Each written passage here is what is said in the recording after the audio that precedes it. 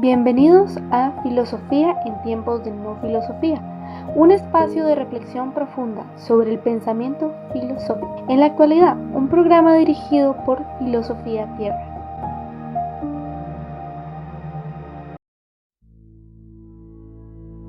Todo aquel que ha nacido de Dios no comete pecado, porque la simiente de Dios permanece en él y no puede pecar, porque ha nacido de Dios.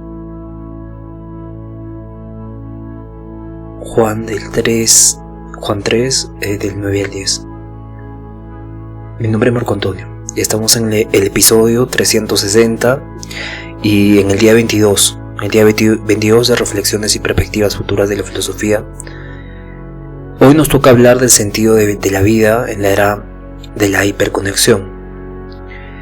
La búsqueda de sentido de la vida ha sido tocado por muchos filósofos a lo largo del tiempo.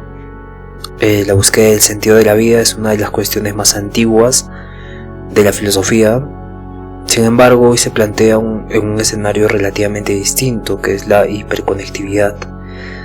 Vivimos en una era muy distinta a como se vivía hace siquiera 500 años, hace siquiera 200 años. Es asombroso cómo ha cambiado todo radicalmente. La humanidad tiene acceso inmediato a una información infinita. Tiene acceso inmediato a toda la información posible de toda la humanidad. Tiene redes sociales que lo enlazan con millones de personas y se crean relaciones más allá de las fronteras. Y claro, es un flujo constante de estímulos también, pero esta abundancia que tiene no siempre nos acerca al sentido de nuestras vidas, ¿no? El sentido se pierde en lo inmediato de la experiencia digital, por así decirlo. Y a menudo la disuelve, genera depresión, genera ansiedad, genera vacío existencial, porque nos distrae de nosotros mismos, nos distrae de nuestra conciencia, nos distrae de el momento presente y el sentido de nuestra vida. Y muchas veces el sentido de nuestra vida entra en crisis y cometemos errores, y esto es algo que no debe ser así. Cuando nosotros entramos en crisis, debemos desconectarnos de todo. Nos desconectamos de todo y buscamos las respuestas a nivel íntimo. Esto puede ser importante en los viajes, ¿no? Viajes largos, de muchas horas, donde uno deja el celular, deja la música, deja la distracción y se pregunta el porqué de las cosas, ¿no? El porqué de mi comportamiento, el porqué de esta creencia, el porqué de tal cosa, de este sentimiento, y preguntándose el porqué de todo esto, llegamos a la conclusión de que, bueno, para muchas personas va a ser diferente, pero llegamos a la conclusión de que creamos una identidad construida, ¿no? Que viene desde la niñez y que se forma y se desarrolla y constituye un yo soy así. Y claramente el cristianismo es muy importante, ¿no? Porque todos somos en Cristo y claro, Cristo es la identidad verdadera y toda la construcción que yo tuve simplemente es un vacío, es una ilusión. Y en este sentido, encontrar el significado de nuestras vidas es muy difícil, porque estamos bombardeados siempre de estímulos en redes sociales. Entonces las redes sociales y las plataformas digitales han creado una sensación de cercanía global, pero también de superficialidad en los vínculos. Pero también hay conexiones muy profundas que van más allá de lo material, y que gracias a estas conexiones mejoramos como personas. Y no solo mejoramos como personas, sino que nos elevamos espiritualmente.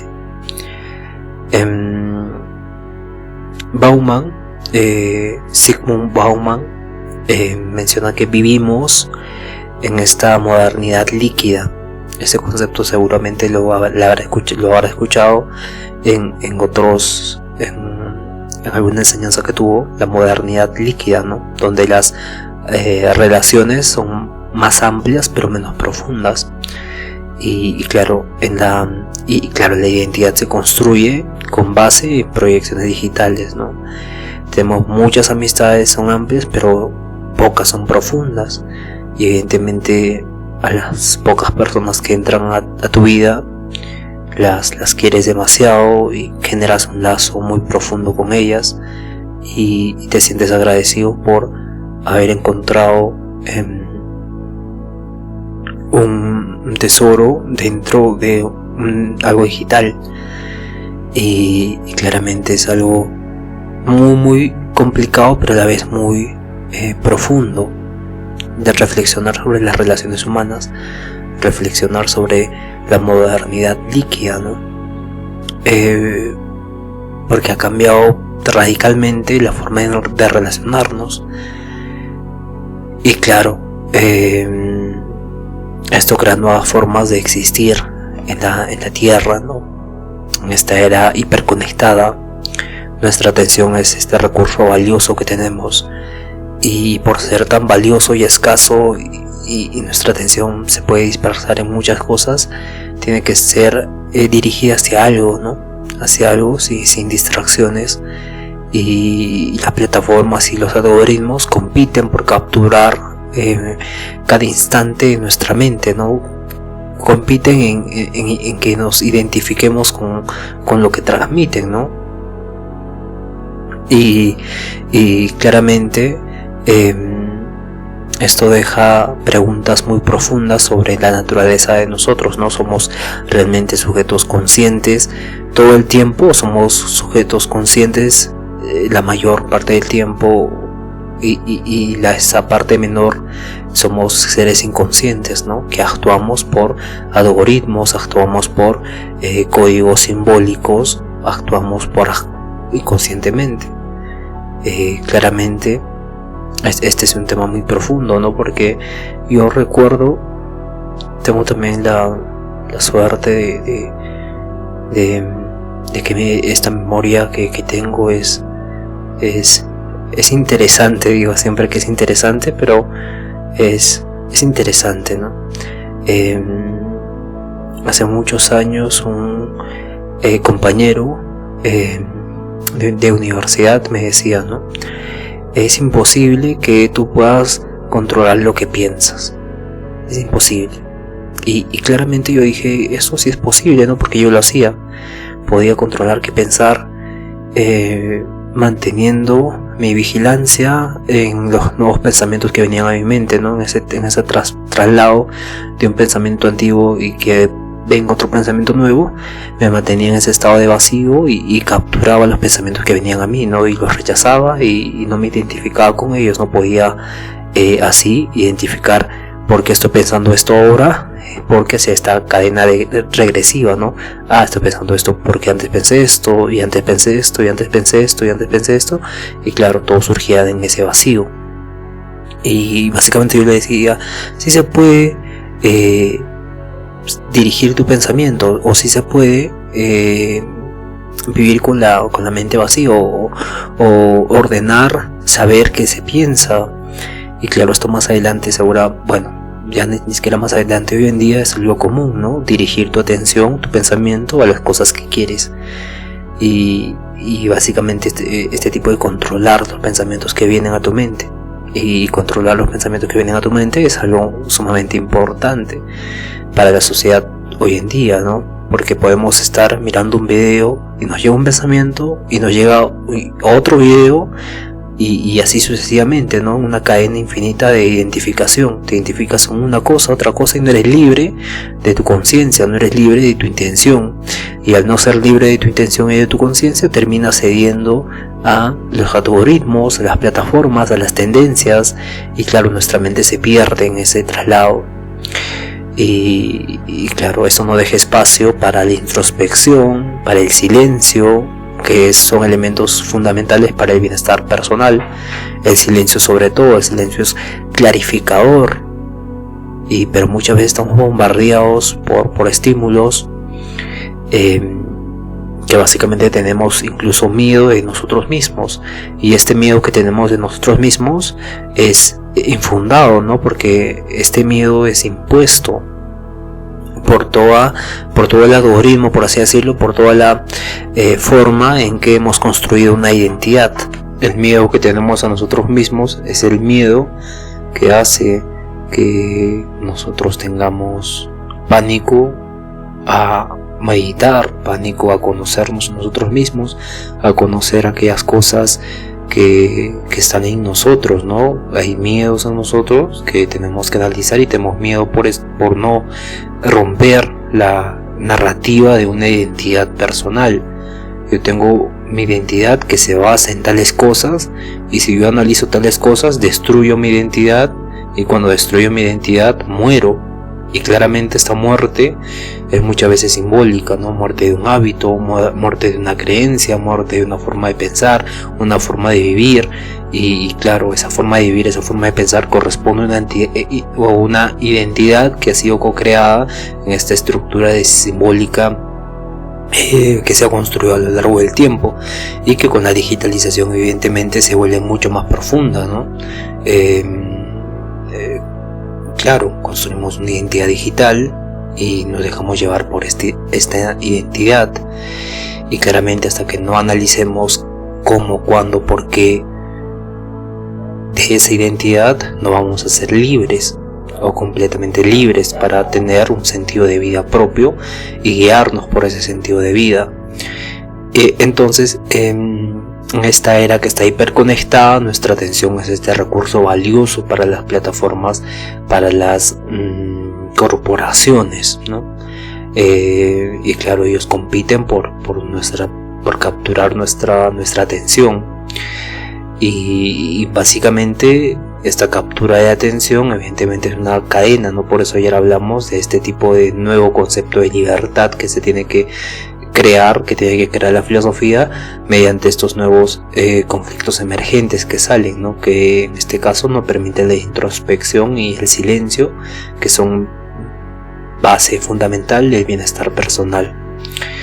Y claro, podemos ver que filósofos como Kierkegaard, Nietzsche, Sartre defendieron que el sentido de la vida, o el sentido en general, no se encuentra prefijo, ¿no? Dado. Tú naces y ya tienes este sentido de vida innato, sino que debe crearse a partir de una libertad individual, ¿no? Con Sartre en el existencialismo vimos, con Nietzsche en el nihilismo vimos, y claro, hoy en día esta tarea enfrenta un nuevo reto, ¿no? La hiperconexión, porque esta nos ofrece identidades prefabricadas, tendencias virales, modelos de éxito a seguir que pueden socavar nuestra propia autenticidad, y evidentemente ser copias de las copias de otras identidades prefabricadas, ¿no? Y claro, el desafío existencial reclama el derecho a elegir y construir un sentido en medio de todo este ruido, ¿no? Un sentido propio en medio de toda esta hiperconectividad que existe. Y la hiperconexión no es solo una amenaza, ofrece herramientas valiosas para la búsqueda de sentido, como por ejemplo el acceso al conocimiento, ¿no? Comunidades de apoyo, prácticas de meditación guiada. Entonces el verdadero cambio no está en la herramienta, sino está en el uso consciente que hacemos de ella, ¿no? Y claramente este uso consciente que hacemos de ella se manifiesta muchas veces en decidir no usar estas plataformas, ¿no? En tener un tiempo límite para ver las cosas y no estar todo el día pegados sea una serie, sea un videojuego, sea a lo que fuese, ¿no? A todo lo que te quite la conciencia y te haga identificarte con ello, ¿no? Y te robe la conciencia, te robe la intención y la atención. Y claramente hacemos con este tipo de conciencia un uso adecuado de todas las herramientas digitales de nuestro tiempo. Y claro, en un mundo saturado de estímulos, encontrar un sentido, cultivar un sentido es algo muy profundo y muy necesario, ¿no? Que básicamente más adelante la filosofía se va a convertir en este tipo de guía necesario para encontrar el sentido de la vida, si no estaríamos como zombies, ¿no? La filosofía es importante, aparte de muchas cosas, por esto también, porque nos ayuda a reconectar con el presente, a cuestionar nuestra adicción al flujo constante de información, de distracción, de dopamina, ¿no? Y entonces la hiperconexión puede aislarnos, pero también nos puede unir, ¿no? En comunidades que reconstruyan el sentido comunitario, ¿no? Encontrar un propósito va a implicar también transformar la conexión digital en una comunidad auténtica, donde las interacciones no sean solo consumo de contenido, sino que sean de apoyo, de creación colectiva, y eso es lo que se busca en cada medio, ¿no? De comunicación. Cada medio de cada red social, ¿no? En cada red social se busca esto. En este sentido, podemos entrar en el ámbito del sentido mismo de la vida, ¿no? Muchas veces el sentido de la vida entra en conflicto, ¿no? Y cuando entra en conflicto, por ciertas contradicciones de creencias, vamos a tener cuidado con no caer, ¿no? No caer en aquello que nos pueda hacer daño. Y evidentemente este tipo de prudencia que existe en la co-construcción de una creencia que va a definir mi vida para un futuro y cómo quiero que sea este futuro, o de cómo quiero vivir el presente, es fundamental, ¿no? Porque hay diferentes formas de sentido. Nuestro sentido se va a construir institucionalmente, pero también se va a construir por nuestras vivencias subjetivas, ¿no? Antes hablábamos de este tipo de evento donde suponemos que existen dos personas que pasan por la misma calle, ¿no? A una persona en esa misma calle le han robado y le han golpeado, ¿no? Y a otro la misma calle, en el mismo sitio, ha besado a su esposa, y claramente cuando la primera vez a su esposa, y claramente cuando ambos pasan por ese mismo sitio, tienen experiencias diferentes, recuerdos diferentes de aquello, ¿no?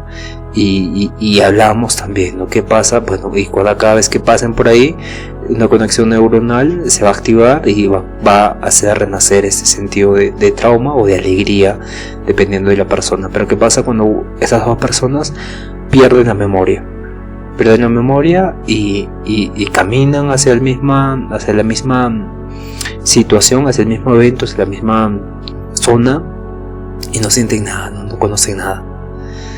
Evidentemente, y claro, no sabrían nada. Entonces la memoria tiene, como dijimos antes, un papel predominante en la co-construcción de sentido, ¿no?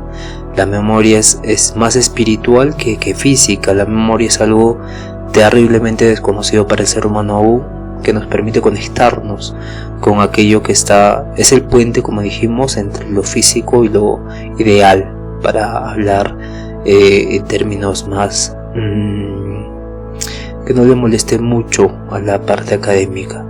Y digo que no le moleste mucho porque básicamente este es un espacio de reflexión filosófica, siempre tratando de ser lo más objetivo, bueno, no objetivos ni siquiera, lo más rigurosos en los términos, lo más prudentes también. En este sentido, aunque siempre empezamos con una cita bíblica, el contenido en general, en esencia, trata de ser académico. Y claro, la investigación es súper importante, y también la reflexión, ¿no? Podemos tener millones de libros en la cabeza, y claro, hay en mi memoria también ese tipo de capacidad. Sin embargo, la capacidad de reflexionar, de ser libre, o sea, de no dejarte influenciar por cualquier filósofo, ¿no? O sea, por ningún filósofo. Tomas a un filósofo y lo reflexionas y tomas su punto de vista, incluso puedes llegar a comprenderlo perfectamente, pero tienes un propio un propio ser y entender del mundo, un propio estar en ese caso, y conocer, y básicamente este estar y conocer es como los filósofos han tratado de explicar también la realidad, ¿no? Ellos tenían una forma específica de ver el mundo y la aplicaron, ¿no? Por eso nacen los racionalistas, los empiristas, por eso tenemos un Descartes, un Spinoza, un Kant, un Hegel, un Marx, porque todos eran personas que tenían esta autenticidad en la co-creación de un sentido de cómo ver la realidad, ¿no? Y de cómo explicar ciertos fenómenos que básicamente para su tiempo muchas personas no los veían, no veían estos fenómenos, no les interesaba, pero estos filósofos terminan siendo este tipo de personas auténticas que lograban compartir su forma de ver el mundo, su forma de resolver los problemas del mundo, ¿no? Y claramente tenemos esta no misión, tenemos esta característica de seguir con ese tipo de filosofía, ¿no? Más que la acumulación de textos y libros y formas de interpretar y académicos que analizar, que ya lo hicimos también y así hablamos bastante. Tenemos también esa capacidad de reflexionar sobre todo, ¿no? Pero antes de reflexionar sobre todo, uno tiene que ser libre. Y antes de ser libre, uno tiene que conocerse a sí mismo.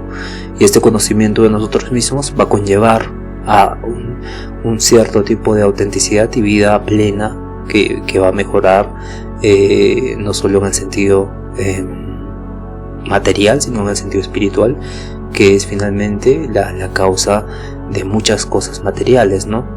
Porque los hábitos, nosotros pensamos que si nos levantamos mañana a las 5 de la mañana todos los días y vamos a cambiar algo, ¿no? Pero para esto se necesita un tipo de conciencia, un tipo de misión perfecta y casi divina, donde uno ya tiene la responsabilidad y no falla nunca, ¿no? Y claro, si lo haces con hábitos, es un camino que conlleva una cierta disciplina, una cierta forma de hacer las cosas, ¿no? Pero esa forma y esa disciplina no conllevan un cierto tipo de hábito en el mundo, sino una conciencia siempre del presente, ¿no? La conciencia siempre está en el presente y en el presente se manifiesta un tipo de memoria, pero este tipo de memoria siempre es espiritual porque es a largo plazo, si no seríamos seres momentáneos donde nos manifestamos en el presente y vivimos de acuerdo a este presente, ¿no? Y claro, un presente, no puedo levantarme a las 5, puedo levantarme a las 8 de la mañana porque ha cambiado el presente, pero la misión, esta conciencia que hablábamos, que está más allá de estas conexiones neuronales, conlleva levantarnos a las 5, incluso más temprano, y hacer este tipo de podcast, y claramente conlleva a un cierto tipo de narrativa espiritual muy, muy profunda, ¿no? Que se manifiesta en un hábito que evidentemente hasta ahí llega también las neurociencias y las ciencias cognitivas, ¿no? Y que claro, por repetición uno se va acostumbrando, ¿no? Pero no es así como funciona el cerebro humano, ¿no? Porque crees que decimos, ¿no? Automáticamente voy a hacer una cosa. Si hago esto 30 veces, automáticamente voy a hacer esto todos los días del resto de mi vida, ¿no? Y los eventos espontáneos inminentes que surgen en la vida hacen que cambies de plan, ¿no? Pero ¿qué pasa cuando no cambias de plan? Hay algo mucho más profundo que guía un actuar, y claro, eso algo más profundo corresponde a un ámbito que aún no conocemos, o aún, bueno, se convierte en una ciencia emergentista, ¿no? Una ciencia emergentista denominada la neurofilosofía, en este caso, que trata de resolver este tipo de conexión entre lo físico y lo mental o lo ideal, para hablar de la conciencia. Y claramente es algo muy complicado, ¿no? Es algo complicado porque nos invita a reflexionar sobre nuestra forma de co-crear un sentido de vida, ¿no? Este sentido de vida muchas veces se brinda por motivaciones. Yo soy muy motivado, tengo este deseo ferviente de hacer esto y lo hago, pero ¿qué pasa cuando este sentido entra en contradicción, ¿no? Entra en contradicción con otro fenómeno, bueno, no es fenómeno, otra circunstancia que me impide hacer eso. Se entra en una contradicción y se pierde el sentido de lo que estabas, bueno, el sentido co-construido de tu vida. Y claro, esto nos invita a reflexionar sobre el existencialismo sartreano o toda la filosofía existencialista del siglo XX, ¿no? Donde se decía que cuando uno está condenado a ser libre como primera medida, pero con Camus podemos ver que este sentido muchas veces termina siendo algo inevitable, ¿no? Algo que se ha roto, por ejemplo una guerra, donde mi sentido de vida ha terminado interrumpido porque tengo que ir a la guerra y tengo que estar en el frente luchando. Y claro, ahora mi sentido de la vida ha cambiado, donde tengo que defender mi bandera, aunque no quiera mi bandera o aunque no quiera ir a la guerra, tengo que ir contra mi voluntad y se pierde el sentido de la vida que había construido yo antes. ¿Y qué pasa acá, no? Y claramente en estos contextos del siglo XX hubieron 2 guerras mundiales, muchos conflictos sociales y claro, termina siendo algo termina siendo una nueva forma de entender el sentido de la vida, ¿no? En este proceso de reconstrucción del sentido que se había perdido. Entonces la reconstrucción del sentido que se había perdido, pasa lo mismo acá. ¿Qué pasa con las personas que han vivido 30 años sin el celular, 40 años sin el celular? De la noche a la mañana han tenido que usar el celular, ¿no? Y se han abierto la posibilidad de un conocimiento limitado, de diferentes formas de distracción, y claro, el sentido de la vida ha cambiado para estas personas también. ¿En qué sentido, no? En el sentido de que los hábitos que esta persona tenía se han visto interrumpidos, por ejemplo, con las videollamadas, ¿no? Que digamos se reunían en la misa a las 6 de la tarde y por el COVID, la pandemia, han terminado haciendo esto virtualmente, y así sucesivamente con diferentes situaciones de la vida. Y claro, termina siendo termina teniendo otra vez esta reconstrucción del sentido de la vida, ¿no?